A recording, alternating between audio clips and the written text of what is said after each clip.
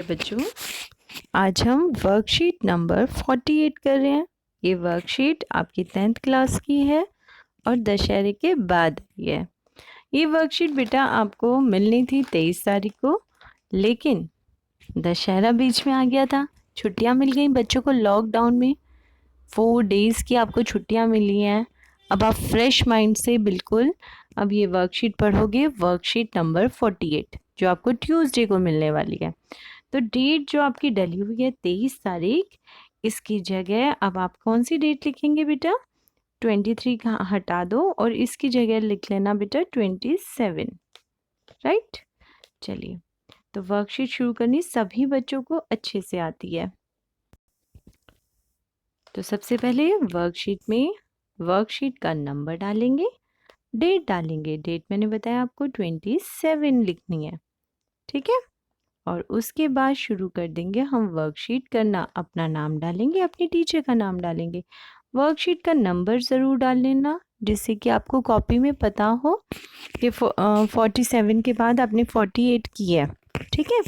चलिए, तो वर्कशीट है किस पे? हमारा चैप्टर चल रहा था बेटा तत्वों का आवर्त वर्गीकरण।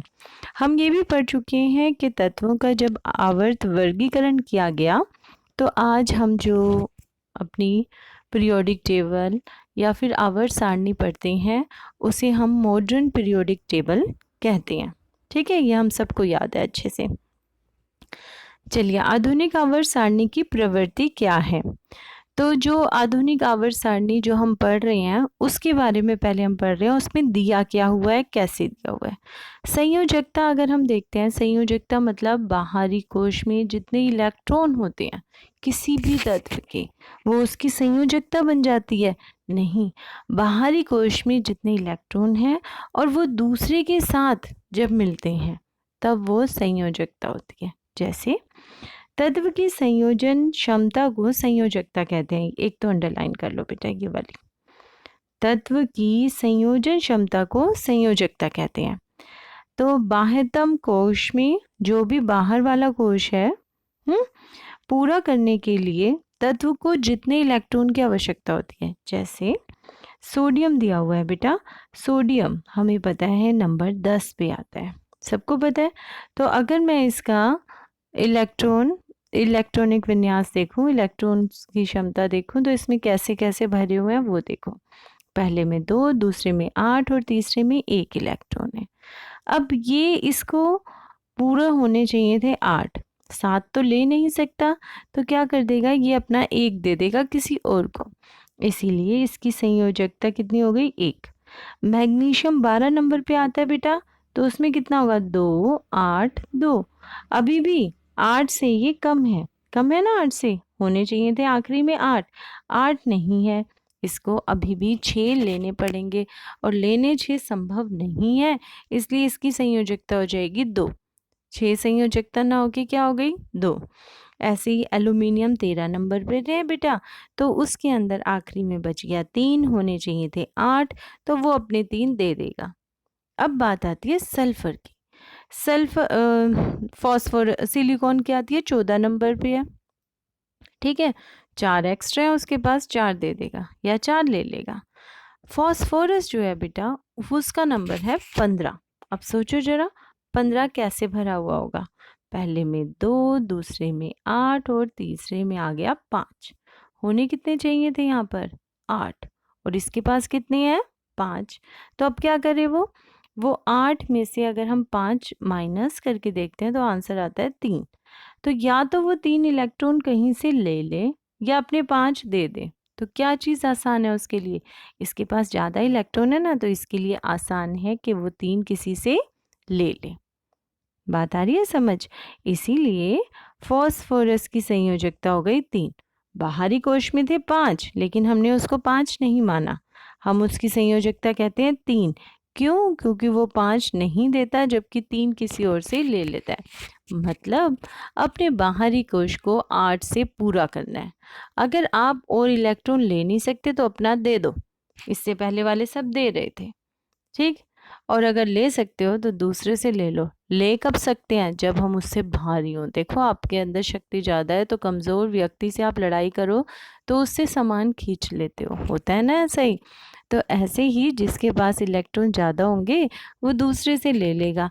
फॉस्फोरस के पास क्या है? क्योंकि इसके पास इलेक्ट्रॉन ज़्यादा थे, इसीलिए इसने दूसरे से ले लिया है। 15 नंबर पे था, इसको चाहिए थे सिर्फ 3, तो ये 3 किसी और से लेगा। इसका मतलब इसकी संयोजकता होगी 3। 5 ना होगी, क्या होगी? 3, जितने वो इलेक्ट्रॉन किसी और से लेगा। आ रही है बात समझ? अब जल्दी से मुझे बताओ, सल्फर इससे अगला जो दे रखा है उसकी संयोजकता 2 दे रखी है, जबकि सल्फर का जो नंबर है वो है 16।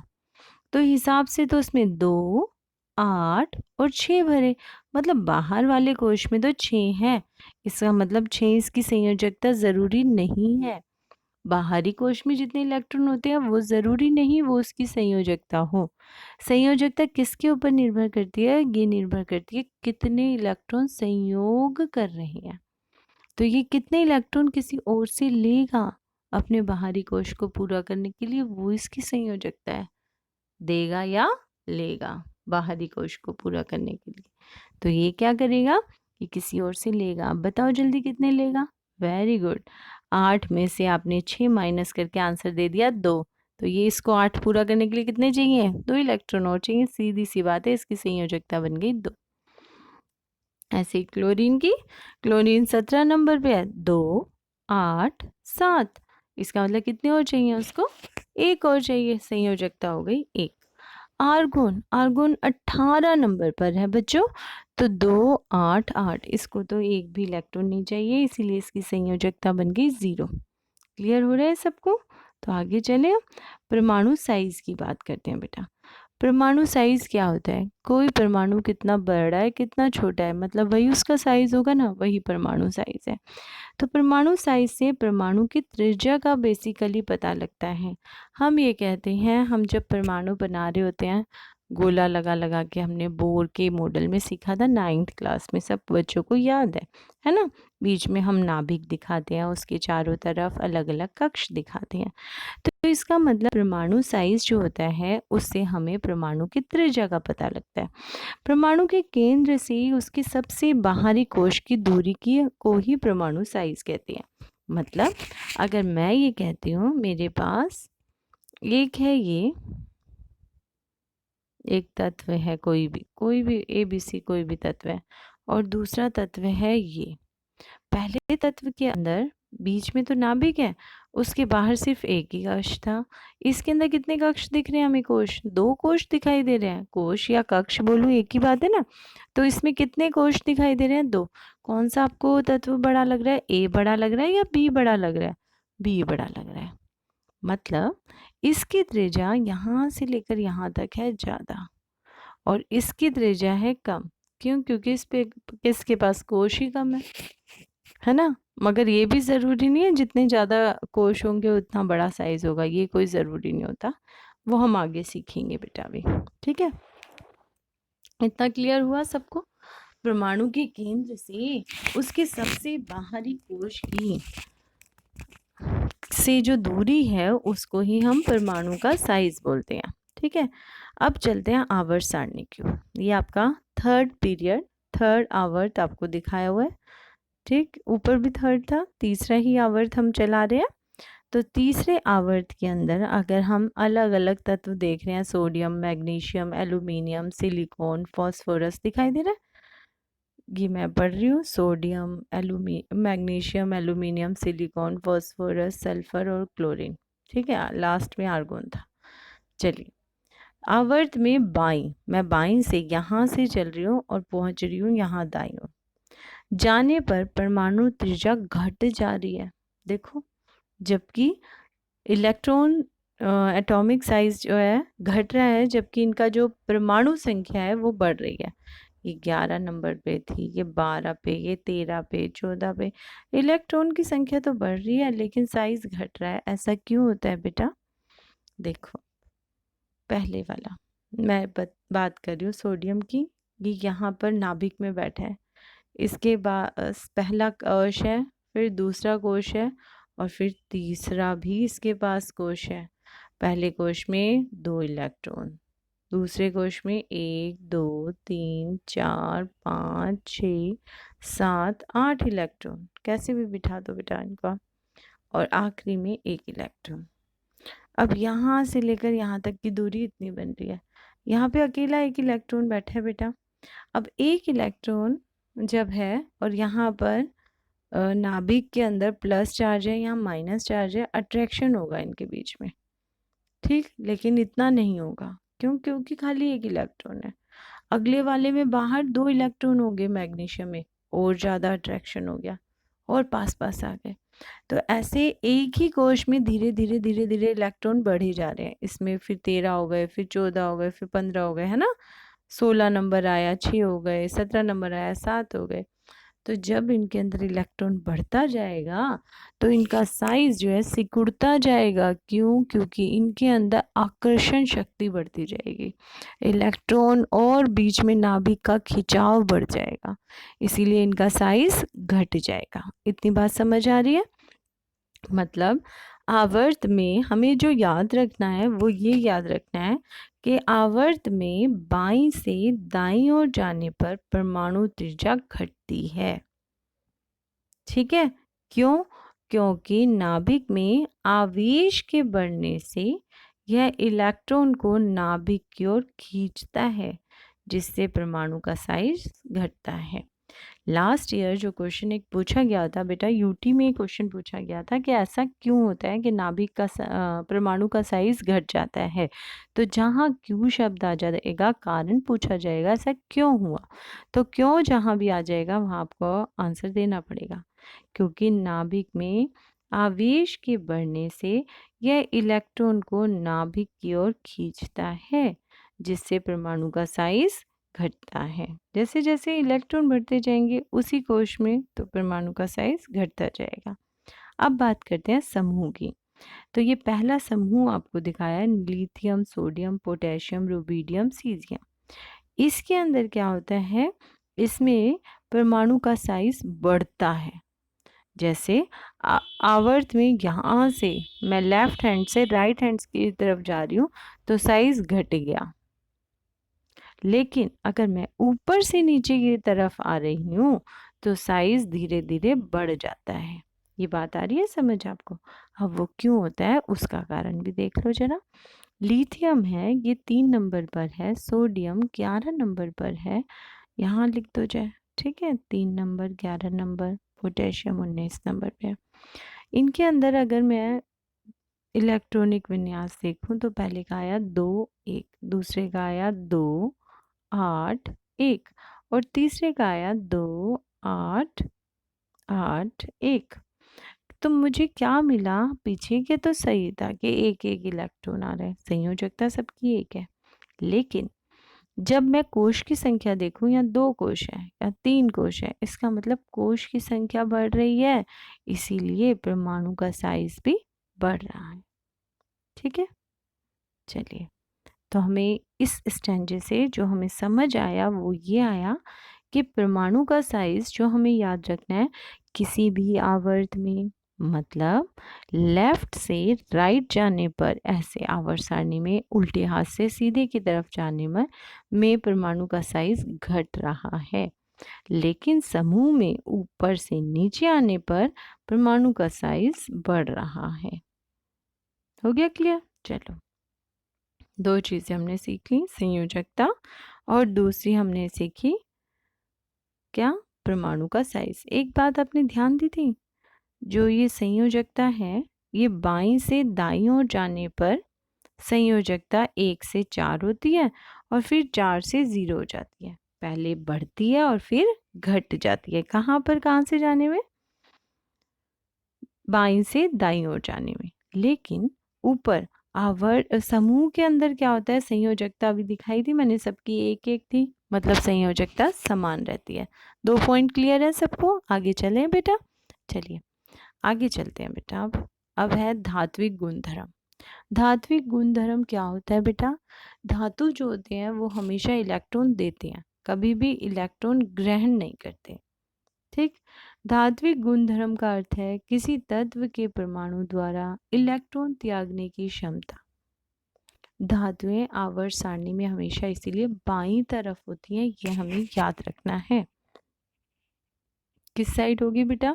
अगर ये मेरे पास टेबल बनी हुई है तो इसके उल्टे हाथ की तरफ, मतलब यहाँ पर, ये है मेरा बाईं ओर, तो यहाँ बाईं ओर जो भी होंगे वो धातु होंगे, उनका धात्विक गुण अधिक होगा। ठीक है, चलिए।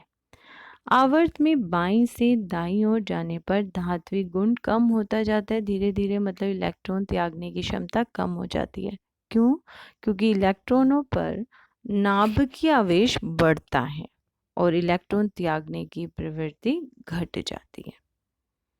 धातु इलेक्ट्रॉन खोते हैं और धनात्मक आयन बनाते हैं, अतः धातु विद्युत धनात्मक तत्व भी कहलाते हैं। ठीक है, चलिए। समूह में ऊपर से नीचे आने पर धात्विक गुण धीरे धीरे बढ़ जाता है। जैसे उल्टे हाथ से सीधे हाथ पे जाने पे घट रहा था धात्विक गुण, लेकिन ऊपर से नीचे आने में धात्विक गुण बढ़ जाता है, मतलब इलेक्ट्रॉन त्यागने की क्षमता और अधिक हो जाती है। सिंपल सी बात। अब ये अधात्विक गुण धर्म क्या है? अगर धात्विक मतलब इलेक्ट्रॉन को त्यागना है तो अधात्विक मतलब इलेक्ट्रॉन को ग्रहण करना होगा शायद। चलो देख लेते हैं। अधातु विद्युत ऋणात्मक होते हैं और क्योंकि उनमें इलेक्ट्रॉन ग्रहण कर आबंध बनाने की प्रवृत्ति होती है। आ गया ना ग्रहण करना। चलिए, अधातुएं आवर्त सारणी में दाईं ओर होती हैं। जैसे धातु हुई थी उल्टे हाथ की तरफ, तो आवर्त सारणी में सीधे हाथ की तरफ जो तत्व हैं वो सारे क्या हैं बेटा? वो सारे अधातु हैं। आवर्त में बाईं से दाईं ओर जाने पर अधात्विक गुण बढ़ता है क्योंकि प्रभावी नाभिकीय आवेश बढ़ने के कारण इलेक्ट्रॉन ग्रहण करने की प्रवृत्ति बढ़ जाती है। समूह में ऊपर से नीचे आने पर अब अधात्विक गुण, जब धात्विक बढ़ रहा था तो अधात्विक क्या होगा? कम हो रहा होगा, है ना। चलिए, आवर्त सारणी में बिल्कुल के मध्य में उपधातुएं होती हैं बेटा। अगर मैं ये कह रही हूँ ये आवर्त सारणी थी मेरे पास, ये मेरे पास टेबल है, इसमें मैंने कहा यहाँ लेफ्ट साइड जो है ये सारी धातु है। ठीक है, राइट साइड जो है वो सारी अधातु है। अगर मैंने ये कहा तो जो ये बीच में यहाँ भी बहुत सारे तत्व रखे हुए हैं, ये क्या है? इनको बोलते हैं उपधातु। हो गया क्लियर सबको? चलिए, धातु ऑक्साइड क्षारकीय प्रवृत्ति के होते हैं जबकि अधातु ऑक्साइड अम्लीय प्रवृत्ति के होते हैं। तो क्वेश्चन क्या पूछ लेते हैं, कई बार ये पूछ लिया जाता है कि आवर्त सारणी में धातु और अधातु के बीच या बीच वाला पोर्शन आवर्त सारणी का क्या दर्शाता है, कौन से तत्व दिखाता है? तो वो होते हैं उपधातु या अर्धधातु। क्वेश्चन पहला है बेटा, परमाणु साइज आवर्त में बढ़ता है, कारण बताओ। बताइए, कारण इसमें दिया हुआ है। 4 ऑप्शन दिए, चारों में से एक बताओ। क्यों घट जाता है आवर्त में जैसे जैसे हम आगे जाते हैं? क्योंकि हमने पढ़ा था नाभिकीय बल में वृद्धि होती है या नाभिकीय बल में कमी होती है। घट जाता है तो नाभिकीय बल में तो कमी होनी चाहिए, तभी तो घट रहा है, नहीं तो नाभिकीय बल अधिक होगा तो खींच लेगा और परमाणु साइज घट जाएगा। घट जाएगा, ये क्वेश्चन है, सॉरी बढ़ जाएगा बोल रही थी मैं, तो आंसर ये नहीं है आपका। कमी आ रही है, सॉरी सॉरी सॉरी, क्या हो गया है? इट्स घट रहा है बेटा। घटने का मतलब है नाभिकीय साइज बढ़ रहा है, और बढ़ने का क्या, उसका परमाणु का साइज बढ़ रहा है पहले से, और बढ़ेगा कब? जब इनके बीच में आकर्षण बल कम होगा, तो नाभिकीय बल में कमी के कारण। अगला क्वेश्चन है, संयोजकता से आप क्या समझते हैं? किसी तत्व के इलेक्ट्रॉनिक विन्यास के द्वारा उसकी संयोजकता कैसे ज्ञात की जा सकती है? तो यहाँ जाओ, संयोजकता से आप क्या समझते हैं? इसका आंसर सबसे ऊपर आपको मिल गया, पहला बताओ जरा। तत्व की संयोजन क्षमता को संयोजकता कहते हैं। उसके बाद बाह्य कोश को पूरा करने के लिए तत्व को जितने इलेक्ट्रॉन लेने, देने या साझा करने की जरूरत होती है उसे संयोजकता कहते हैं। पूरा लिख देना। क्यों? क्योंकि अगर ये 1 नंबर में आता है तो इतना बहुत था, अगर ये 2 नंबर में आता है तो ये पूरा लिखोगे। क्लियर? उसके बाद वो ये क्वेश्चन कर रहा है, इसी में बी पार्ट में इसने पूछा है कि किसी तत्व के इलेक्ट्रॉनिक विन्यास के द्वारा उसकी संयोजकता कैसे ज्ञात की जा सकती है। बताओ आप, इलेक्ट्रॉनिक विन्यास के द्वारा कैसे ज्ञात की जा सकती है। उदाहरण के लिए एल्यूमिनियम का लेके चलते हैं। एल्यूमिनियम, उदाहरण के लिए एल्यूमिनियम, उसका इलेक्ट्रॉनिक विन्यास है 2 8 3। इसके पहले कोश में 2, दूसरे में 8 और तीसरे में 3 है। तो क्या लिखेंगे?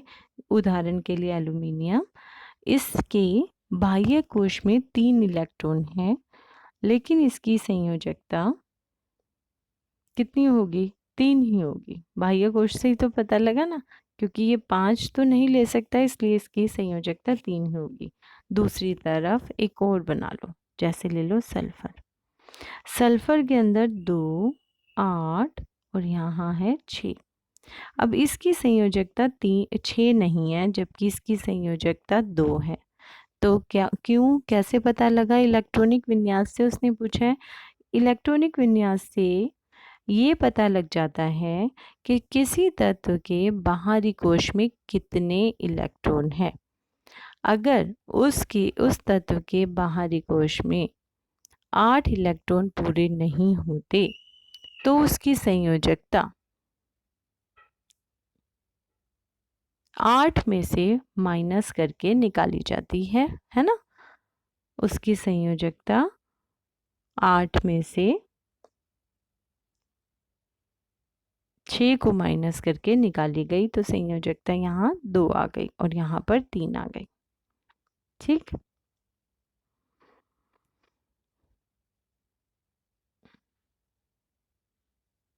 चलिए संयोजकता निकालने के लिए इलेक्ट्रॉनिक विन्यास से संयोजकता ज्ञात करना की जा सकती है, क्योंकि इलेक्ट्रॉनिक विन्यास पता होने से हमें ये पता लग जाता है किसी तत्व के बाहरी कोश में कितने इलेक्ट्रॉन हैं और उसे अपने अष्टक को पूरा करने के लिए कितने और अधिक इलेक्ट्रॉन लेने दे पड़ेंगे या देने पड़ेंगे या साझा करने पड़ेंगे।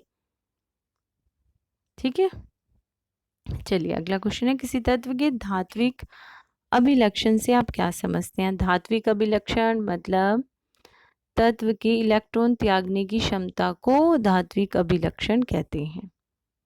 क्लियर? ये हमने यहाँ देखा था धात्विक अभिलक्षण। तो किसी तत्व के परमाणु द्वारा इलेक्ट्रॉन त्यागने की क्षमता को उसकी धात्विक अभिलक्षण कहते हैं। क्लियर? अगला क्वेश्चन पढ़ते हैं। इसी में ही इसने पूछा है कि समूह में नीचे की ओर आने पर यह कैसे बदलता है, कारण बताइए। समूह में ऊपर से नीचे आने पर धात्विक गुण बढ़ता है। ठीक है, अब क्यों बढ़ा ये भी इसमें दे रखा है। क्यों बढ़ा बेटा? देखो, क्योंकि संयोजी इलेक्ट्रॉनों पर नाभिकीय आवेश घटता है और बाहरी इलेक्ट्रॉन आसानी से निकल जाते हैं, उन पे कम बल की आवश्यकता होती है। जैसे देखो बेटा, यहाँ था हमारे पास लिथियम था, सोडियम था, 2 ऊपर से नीचे लेके चल रहे हैं हम समूह वाला। इसका नंबर 3 था, इसका नंबर 11 था। यहाँ पर 2 ही कोश थे, पहला 2 और दूसरा 1। ठीक है, यहाँ पर 2 8 1 थे, यहाँ 3 कोश हो गए, त्रिज्या हो गई ज़्यादा, कि इलेक्ट्रॉन नाभिक से हो गया दूर, तो ये आराम से निकल जाएगा, है ना। यही बात इसने लिखा है कि क्योंकि संयोजी इलेक्ट्रॉनों पर नाभिकीय आवेश घटता है और बाहरी इलेक्ट्रॉन आसानी से, सुगमता लिखा हुआ है ना, इसको आप आसानी से लिख लो, आसानी से निकल जाते हैं। अगला क्वेश्चन है, समूह में नीचे की ओर जाने पर और आवर्त में बाईं से दाईं ओर जाने पर परमाणु साइज की प्रवृत्ति किस प्रकार परिवर्तित होती है, कारण लिखिए। तो आपका ये इसमें दिया हुआ है परमाणु साइज, उसका कारण भी साथ में दे रखा है, उदाहरण भी साथ में दे रखा है। ठीक है, तो आप यही वाले दोनों कारण लिख देना जो रेड कलर से लिखा होता है। अभी मैं आपको समझा चुकी हूँ अच्छे से, यही वाले आपको दोनों लिखने हैं। ठीक है, कारण है ये दोनों, उन्होंने कारण ही पूछा है तो हम कारण ही बता देंगे।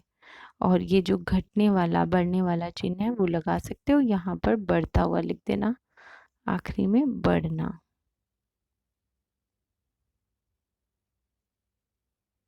ठीक है, और यहाँ पे घटना हो जाएगा, यहाँ परमाणु साइज घट रहा था।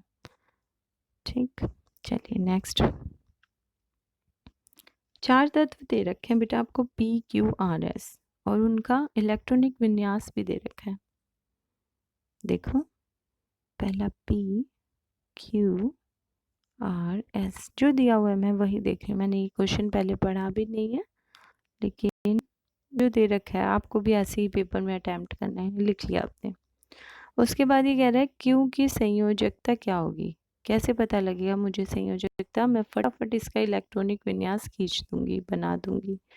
मैंने देखा है इसके बाहर 3 है, ये 4 से कम है, 5 से कम है ना बेटा, 5 से कम है तो यही वाला संयोजकता हो गया, इसकी 3 है। इन तत्वों को धातु व अधातु में वर्गीकृत कीजिए। अब मुझे कैसे पता लगेगा धातु है अधातु है, देख लो, जिसके अंदर इलेक्ट्रॉन त्यागने की क्षमता अधिक है वो धातु है, ये भी आराम से त्याग देगा, 2 भी 3 भी। ये देखो जरा, यहाँ पे 4 है, 4 भी दे देगा। अब यहाँ पर 2 8 5 है, अब इसकी संयोजकता 5 नहीं है, 4 से ज़्यादा जाते ही हमें 8 में से माइनस करके देखना है, इसकी संयोजकता तो 3 है और ये तो लेगा। इसका मतलब PQR ये क्या है, धातु है, यही पूछे ना धातु और अधातु में, PQR धातु है जबकि जो S है वो अधातु है। ठीक है, S तत्व अधातु है। इनमें से कौन सा अत्यधिक क्षारकीय ऑक्साइड बनाएगा, जो धातु होगा वो बनाएगा, मतलब PQR में से बनाएगा। और कौन सा बनाएगा, जो इलेक्ट्रॉन ज़्यादा त्यागने की क्षमता रखता होगा, मतलब P बनाएगा। ठीक है, क्वेश्चन आसान था, ये सबसे जल्दी त्यागेगा बेटा इलेक्ट्रॉन्स को, इसीलिए ये जो है ये धात्विक ऑक्साइड इसका सबसे अधिक शक्तिशाली होगा। तो वर्कशीट आसान थी, मुश्किल नहीं थी। कोविड के संदर्भ में क्या लिखा है वो देख लो बेटा। नियमित रूप से अपने हाथों को साबुन और पानी से धोना है। तो करते करते कब सिलेबस हमारा ऐसे पूरा हो जाएगा हमें पता ही नहीं लगेगा। और साथ में हमने अभी छुट्टियां मना ली बेटा, अब त्योहारों के ही दिन है, तो बहुत ध्यान रखना है आपका सभी बच्चों को, है ना, क्रैकर से दूर रहना, पॉल्यूशन से भी दूर रहना। ठीक है, थैंक यू फॉर वॉचिंग बच्चों।